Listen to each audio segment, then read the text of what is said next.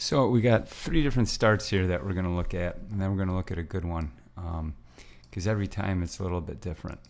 We'll start with no blocks here out on the street. And I think in all cases, you're way too bunched up. And if you think about it from, if you're a lifting weight standpoint, how much weight could you lift off your back from that position? Probably not a lot because you're so collapsed. So I think one of the first things that we're going to see is you're always in this really disadvantageous position, which puts you in a position that when you push out, you can't bring your torso up. So that means when you get a push,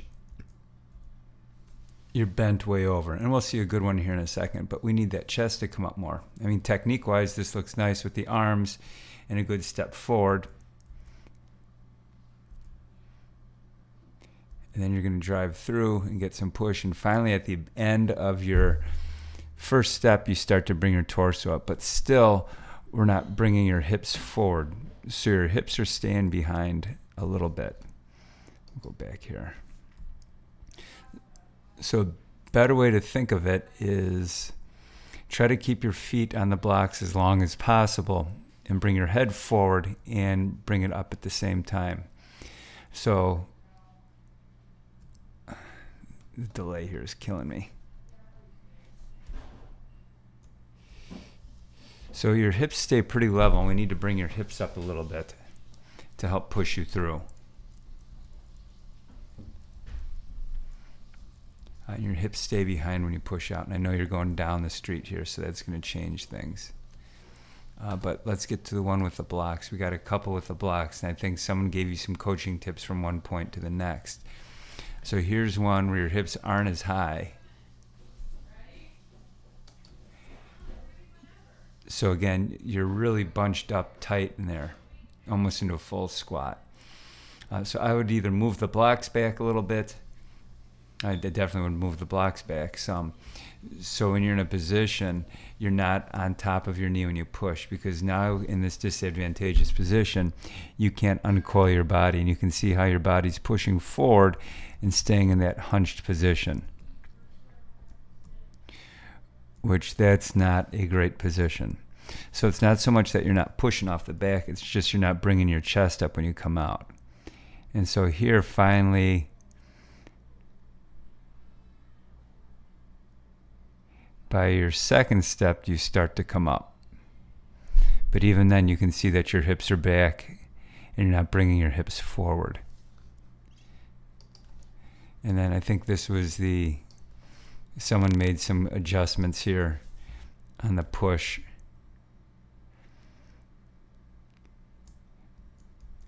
So again, because on this one, your butt is higher and your feet look like they're further back.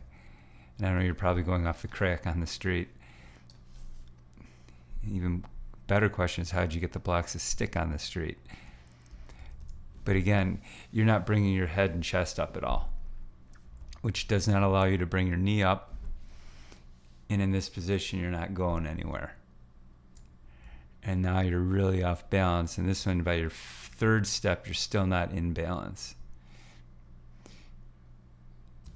So let me get a good one here.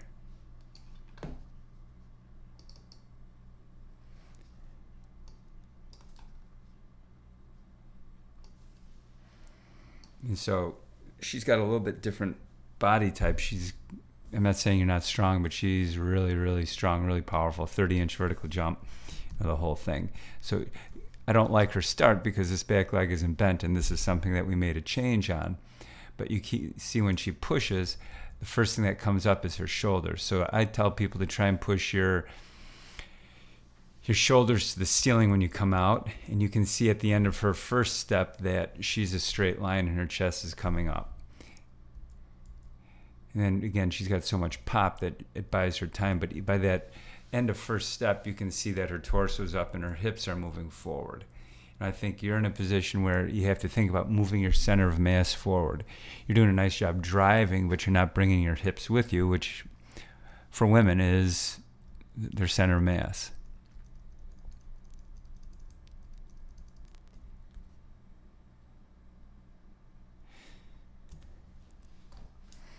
So going back to this one here, you can see the difference where I need you to think you're going to bring your shoulders up to here. I mean, you can keep your head down and look down, but I think in your case, it might help that you start with your head up and look straight ahead, because that might be a better neurologic tick to get your body to come up more. You know, we tell most people to keep their head down because, you know, the old adage that you got to keep your spine straight and stuff like that. But I don't think that might be the case for you. I think it might help you if you bring your look up when you start.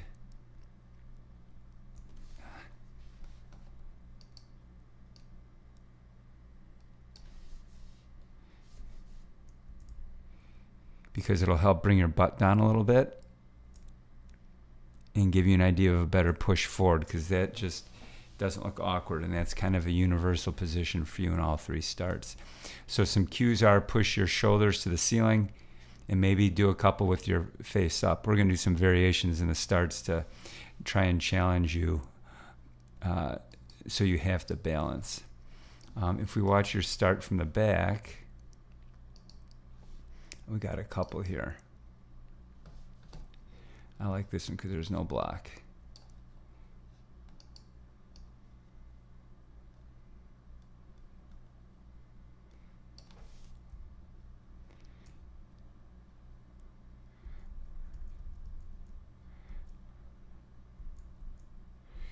You're actually perfect right there. I mean, from the backside, because your hips are nice and level, which is something that's really takes a long time to train people to do. And again, here your hips are nice and level right as your heel is about to come off the ground. So do a nice job driving through to your big toe. You start to drop on your third, but you know your weight's sometimes so far off, I think that'll cure itself. So from the backside, you look really good, which is really cool. Your sprints are pretty good too. Your top end sprint, you're very sound.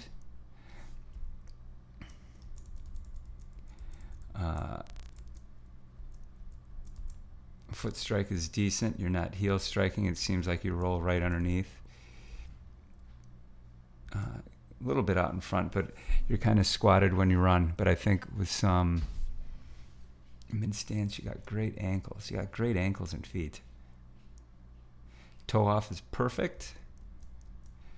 I think just with some added velocity at the beginning, your foot's going to come underneath your body. So I don't know if prime times are a great solution for you, because I think your problem is the loss of initial velocity at the very beginning of the race. And like you guys have both said, that your start is kind of off. But your timing marks are all perfect.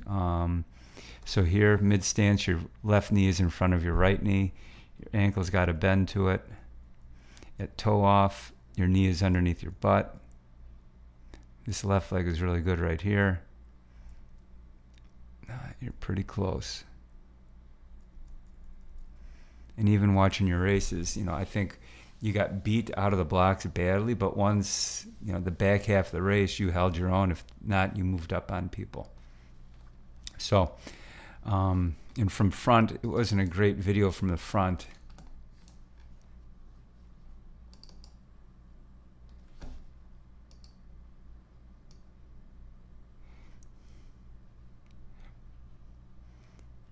But like I saw from the start, your hips seem to be on. Your feet do nice work. So I think you're going to keep, we're not going to mess with your form much, but it's really your